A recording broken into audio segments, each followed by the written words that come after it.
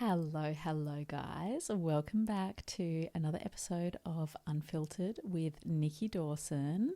And I've got a little bit of a different setup today. I cannot be bothered to wear my massive headphones. Here I am with my basic setup. I actually don't mind it though, but it is a bit weird because I can obviously hear everything.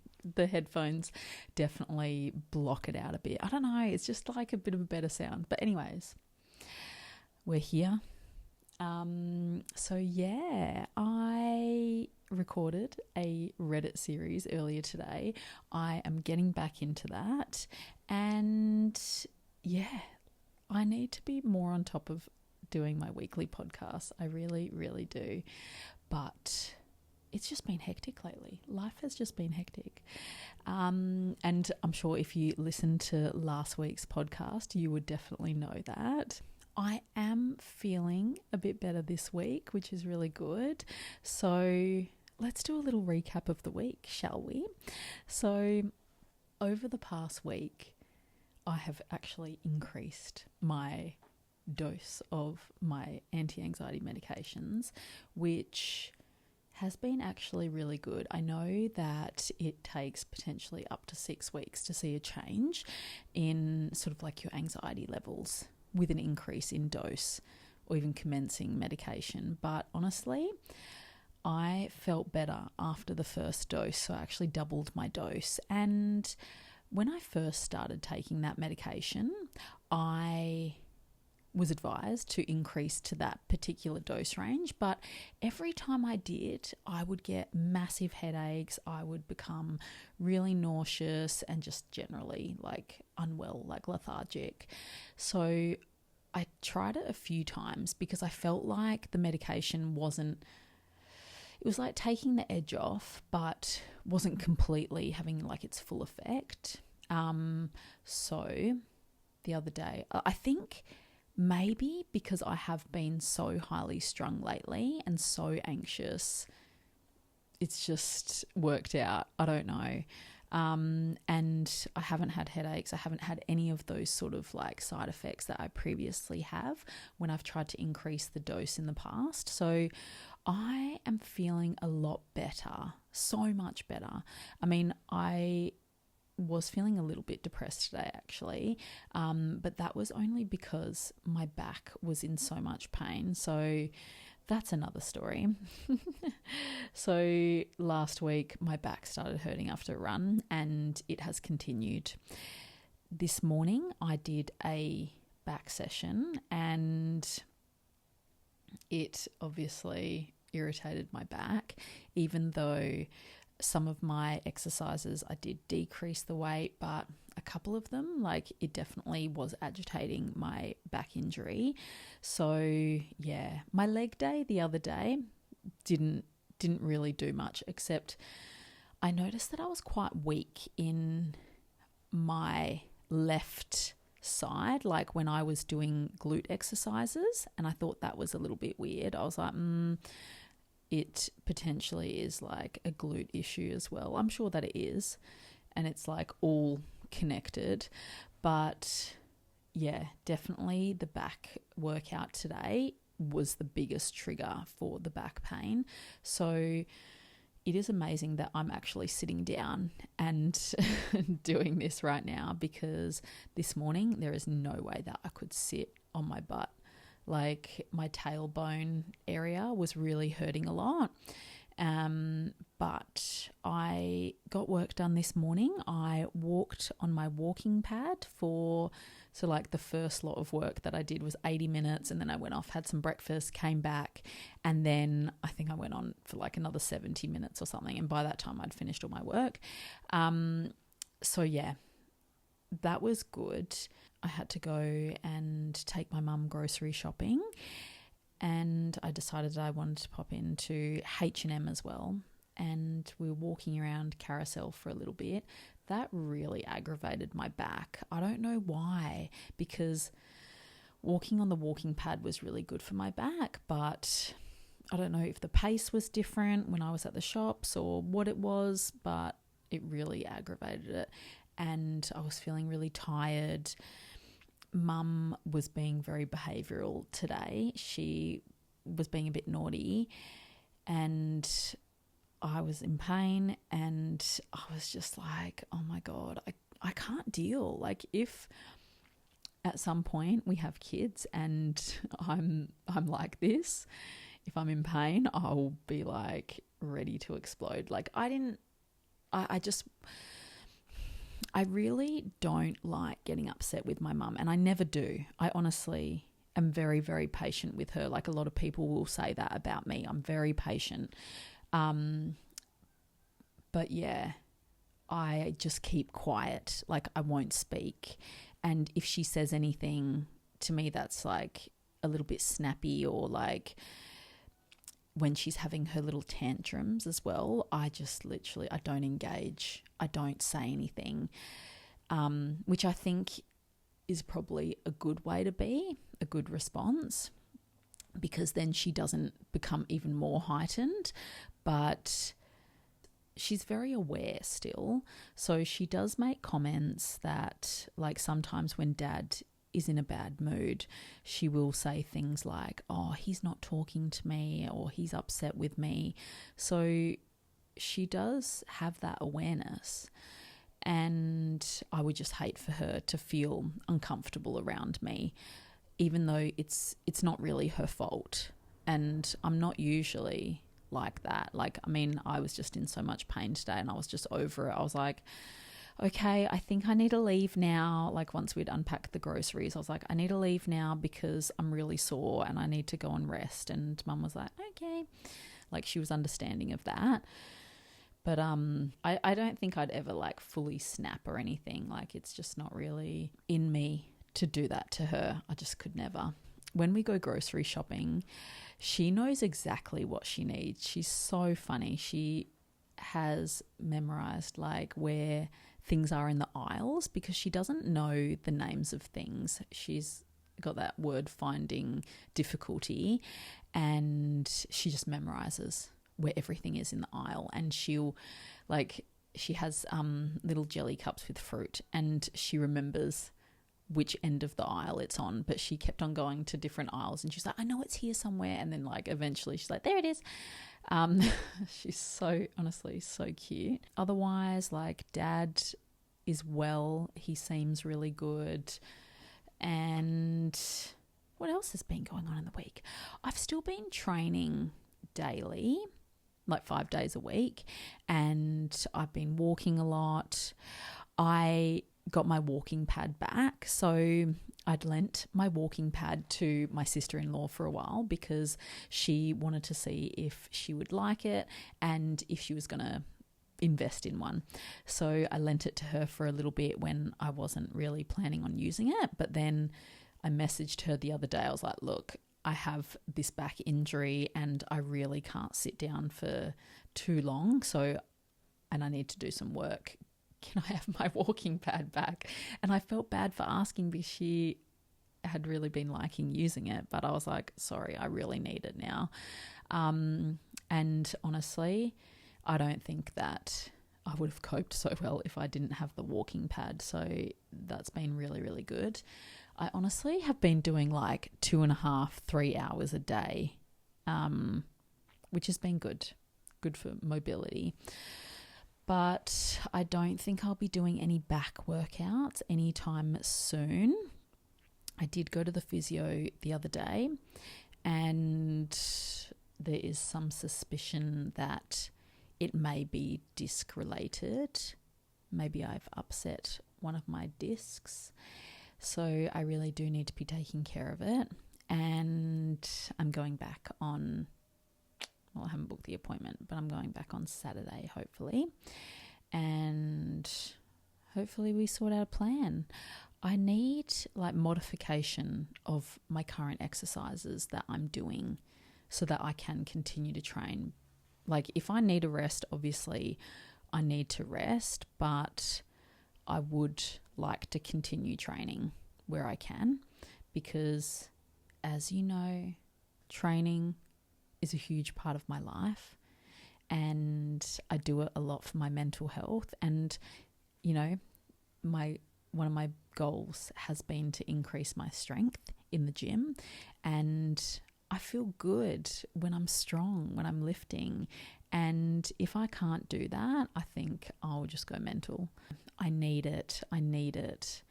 It is really good for my mental health to be training and to be keeping active. But in saying that, I think like if I do need to modify things, I need some sort of structure.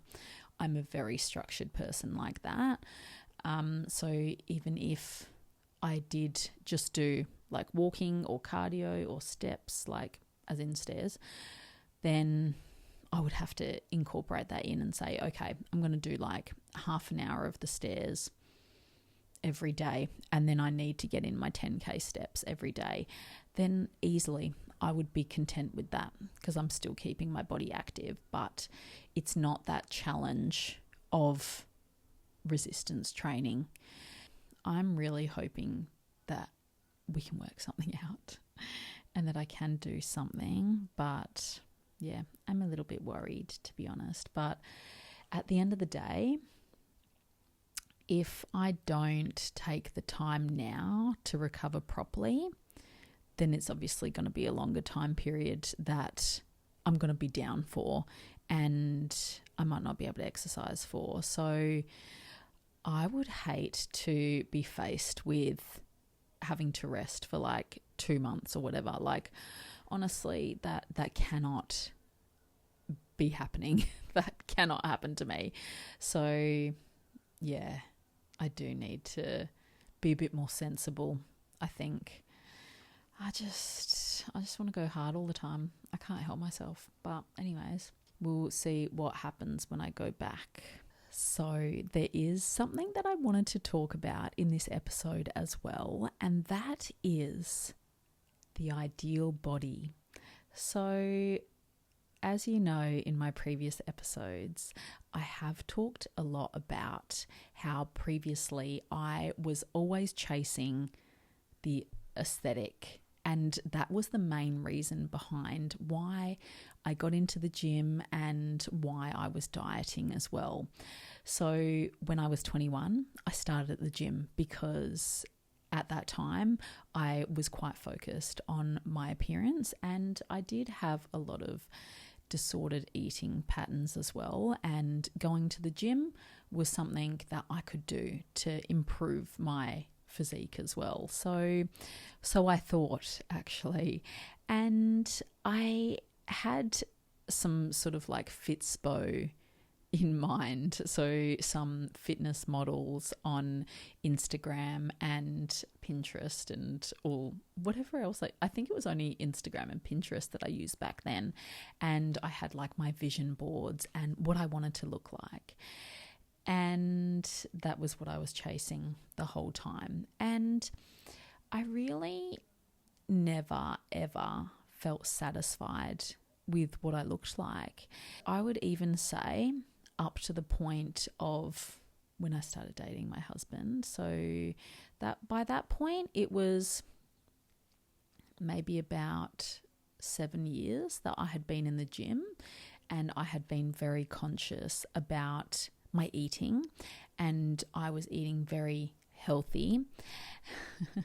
So I thought I still didn't look the way that I wanted to. And to be fair, I only sort of had programs that I bought online, like diet and exercise programs. So I didn't have a coach guiding me.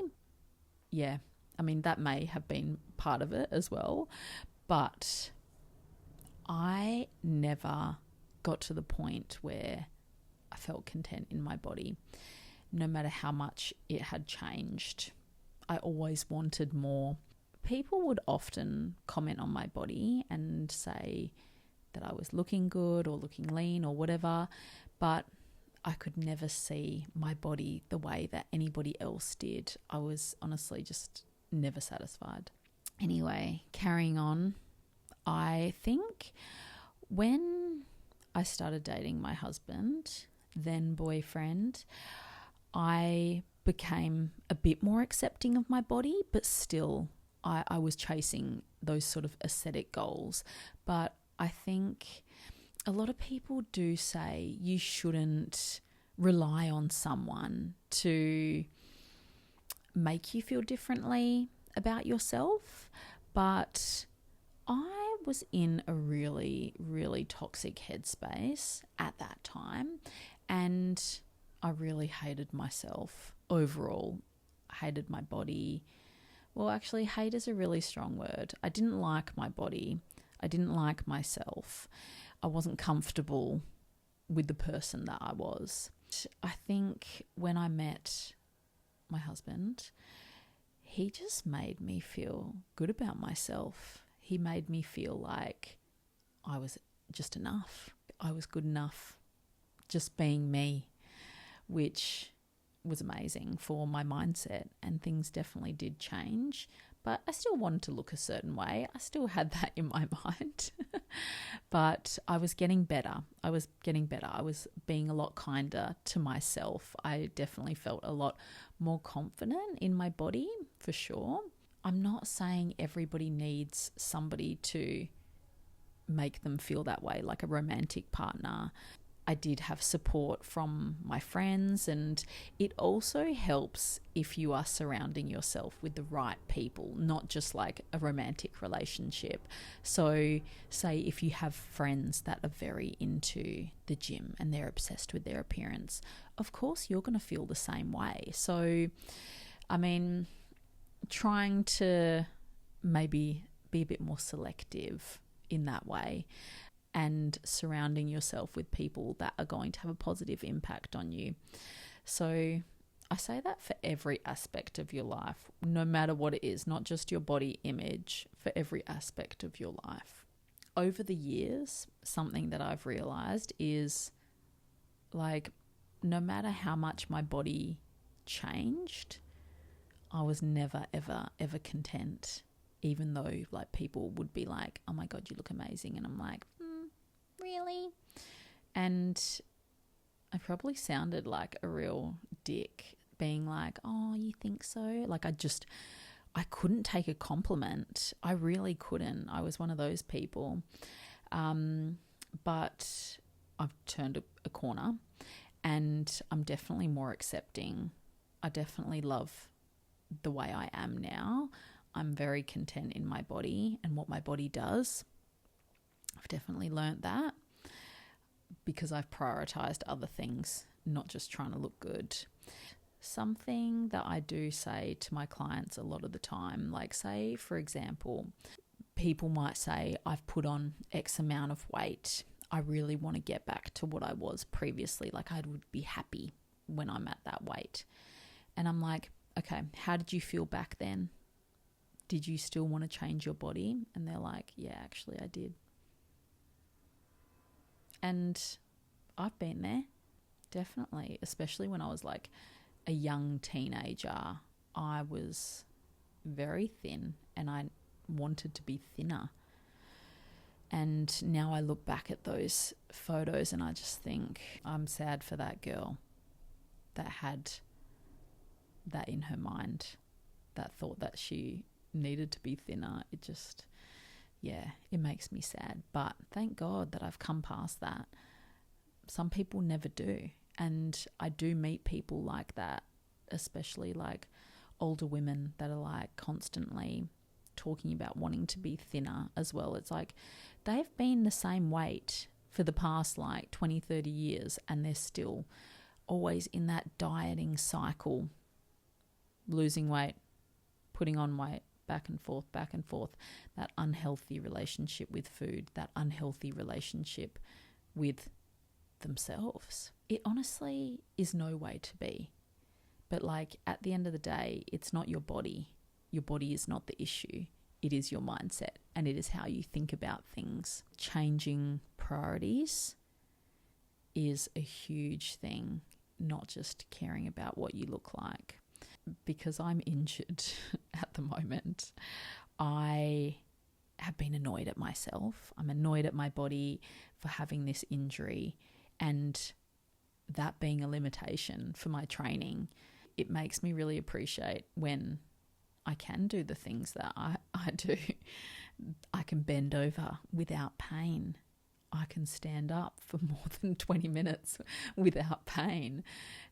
I can't do that right now, but I will get there. I will definitely get there. But it just gives you a new appreciation when you are injured. And I honestly do not know how people cope when they have chronic pain, like say chronic back pain. Like, I've been agitated, I've been miserable, like it's not good. It's not good. So trying to have that different sort of outlook on things helps a lot. And sort of thinking, when you get to the way you think you want to look, the ideal body that you have in your mind, are you actually going to be happy, or are you going to continue to want to change something? Say if you looked like your Fitspo, would you still want to change something about yourself? It feels like it's never enough. Well, that's what I've experienced anyway. Like, even bodybuilders go through this. Like, there would be such high rates of body dysmorphia in that particular cohort because they're striving for perfection. They're being compared to other people. And even though it is a bit subjective, they still need to obviously fit into a category. But I do see bodybuilders post a lot like, better next time, or we're going to bring a better package. And you can see these people are elite athletes, and they still don't think that they're enough. So even these people struggle. I'm not sure, because it is like often their career. It is their life. Are they more accepting of that? Does that sort of not affect them mentally as much? I'm not sure. I'm sure that a lot of them, if they didn't continue on competing and they returned to just a normal existence, they weren't particularly lean, I'm sure that they would always want to achieve that lean body again. They would never be happy. So it's like they definitely have things to work on as well. They need to work on being content with a healthy body, because obviously being that lean all the time is not sustainable. It's not healthy. Your body doesn't function well. We can definitely have goals of weight loss to improve our health. That is absolutely valid. And for some particular health conditions, being within a healthy weight range can improve outcomes and also reduce risk factors of certain chronic disease. But also lifestyle factors can affect that as well. So improving your diet quality, moving your body more, those all can prevent chronic disease. So having that mindset, I really love when clients come in to see me and they don't have a goal weight, or they don't have like a clothing size that they want to fit into. I love it when people are like, I want to lose weight because I want to reduce my risk of developing diabetes. I have a family history of diabetes, or my mobility has been really poor. I want to improve my mobility. Those are absolutely valid reasons to lose weight. So I think it's really good to have those other focuses. A lot of people really want to have abs as well. There is that genetic component, and honestly, like for me, I've always had abs. Like that is just something naturally that I've had like my whole life. And I see people comment a lot on this, particularly on social media, and they say it's not natural to have abs all year round. Like you must be restricting, or like you need to eat a certain way to be able to achieve that low body fat. And yeah, like I am lean. I am a lean person. I definitely don't carry much fat around my abdomen. Glutes and legs, yes, I definitely do. And that is particularly normal for a female to be carrying more fat around that area as well. But I just don't really carry that much around my abdomen and also around my chest and shoulders. So actually, that's something that I didn't talk about before, my update. So since Monday, I have actually reduced my calories down. So I've been at what I thought was maintenance, but I wasn't actually getting my steps in. I wasn't doing cardio. So I actually wasn't at a maintenance calorie intake for about 3 months. And slowly, I was increasing my body fat, which I was absolutely fine with because I would prefer to, eat a little bit more, say on weekends, go out for my dinners and things like that. So increasing my calories by eating out and also not doing my cardio and steps has put me into a calorie surplus. So I have gained weight. And I said to my coach, I was like, I want to go into a calorie deficit. I do want to lose a bit of fat because some of my work pants aren't fitting anymore, which is annoying me. So I was just like, can we just do a little calorie deficit? And he was like, I didn't think that we were going to do it. He was like, no, not yet. And then he just did it. So we're doing a little mini cut. And then, yeah, it's purely because I want to have a bit more balance. I don't follow like a strict calorie intake every single day, especially when my husband's home and we're going out for nice dinners. I'm definitely not strict. That's not the way I want to live my life. So I'm happy to be a bit more relaxed and then just do a little cut every so often so I can fit my ass into my work pants. Because I don't want to buy new work pants. Like I've had these Uniqlo pants. I've got a beige pair and a black pair. I've had them for so long and they fit me well. They usually fit me well, but I don't want to buy a new pair. So I'm pretty content to just do this cut and then I'll be back. And who knows, maybe it'll be another few months before I do another one. But yeah, why do we feel the need to look a certain way as well? You know the first thing I'm going to say. Social media and also diet culture as well. Sort of like perpetuating this ideal body image onto people, making you think you need to look a certain way. But do you know what? Half of these fitness influencers do not look like themselves. They really don't. I was actually scrolling through Instagram before, and there's this girl. She has heavily edited photos and even videos, I think. She doesn't quite look like a normal person. A lot of her images look like they have like certain body parts accentuated, like she's enhanced them, and it doesn't quite look natural.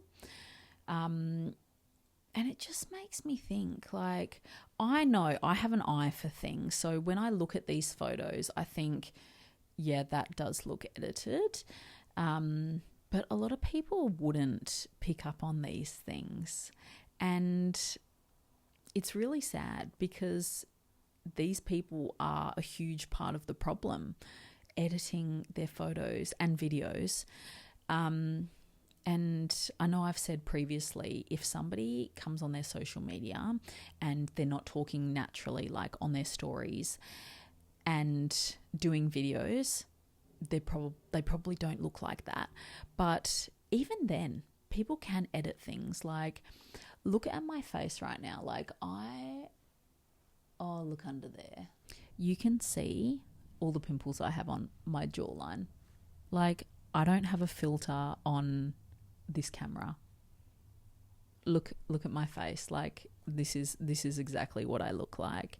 And to be fair, I wouldn't have it any other way because I don't want to seem like I'm not me. I would hate that. I would hate for somebody to see me in real life and say, oh, you look better on social media. Oh, God, I couldn't stand that. These people, like, and even the beauty industry, filtering their skin, making it look perfect. You don't look like that. To a certain extent, we need to be accepting of these flaws and not want to change everything about ourselves because that's what makes us unique as well. I've obviously had things done to my face, but like just small enhancements. I'm not completely changing my appearance. If you looked at a photo of me 2 years ago, you'd still say like, that still looks like Nikki. So it's not like I'm completely changing my appearance, you know? I think like being faced with all of these people that look perfect on social media, that constant exposure will potentially bring on that constant dissatisfaction with your appearance. I've said this before. Unfollow. Get off social media. It's not healthy if you are constantly comparing yourself to these people and you're wanting to look a certain way because of them. Like, you're really missing out on enjoying your life if you're comparing to these people that don't even look like them. It's not even achievable. So we need to just accept sometimes this is the way we are. If you want to go and get a little bit of lip filler, a little bit of cheek filler, fine. Go and do that. But don't compare yourself to somebody else and say, I want to look like that person, because that may not be achievable. It really can damage the relationship that you have with yourself. It's not a bad idea to do a little bit of a look at how you're currently feeling, things that you can change in your life. So say, for example, you know how much I love my clothes. That makes me feel good. But actually, I do have a good point about this. The other day, I was in a bit of a rush getting ready for work and I put on this dress. I didn't feel good in that dress on that particular day, and I tried to make it look a little bit better by putting a belt on, but the way it was sitting that day, I was just like, it's not it. And I felt terrible leaving the house wearing that outfit. I was like, no. And I was so grumpy. But then I didn't see myself in the mirror at all that day. Well, actually, no, I did go to the bathroom once and I was like, nah, I'm not looking. Things like that, little things. I know it sounds like really materialistic and like you're focusing on your appearance again, but clothes can make you feel so good about yourself. And you know I love my clothes. So even little things like making sure that you buy clothes that actually fit you well or you feel comfortable in. Actually, that's the main thing. What you feel comfortable in. Does it make you feel good? This top that I'm wearing at the moment, it is a vintage Target. So this top I bought from the op shop and it is an oversized fit on me, but I wear it all the time. I love it. I love that oversized fit because I feel comfortable in it. Some people don't, but I love. These are also the things that are contributing to making me feel good in my body as well. So everybody needs to find what is going to make them feel comfortable. How are you going to look at yourself? Do you need to change that mindset? Let's step away from comparing, constantly feeling dissatisfied in what we're looking like. I feel like I'm really preaching right now. I don't like that. I don't like being preachy. That's weird to me. But anyways, you know what I'm getting at. I hope that people have found this helpful as well. Because I know what it feels like to not be happy in your body you're just constantly chasing something that's you're just never going to get to, or you feel like you're never going to get to. And I'm sure like nobody wants to live their life like this, feeling this way. You shouldn't have to. You shouldn't have to. Imagine how free you'd feel if you stepped away from that. I feel free. That way, you definitely can make room in your life for other things that actually matter, that are actually important. So it can be life-changing. I feel like I say that about everything. It's life-changing. But it is true. It is true, though. This episode needs a lot of editing as well, but I'll get there. I hope everybody liked this episode. I will be here again next week. I need to be on to things. I'm feeling better, but hopefully I'll have an update on my back situation and it will be better. It will be all healed. Praying.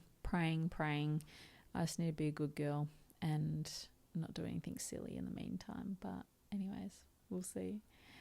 I will be in your ears again very soon. Okay, bye guys.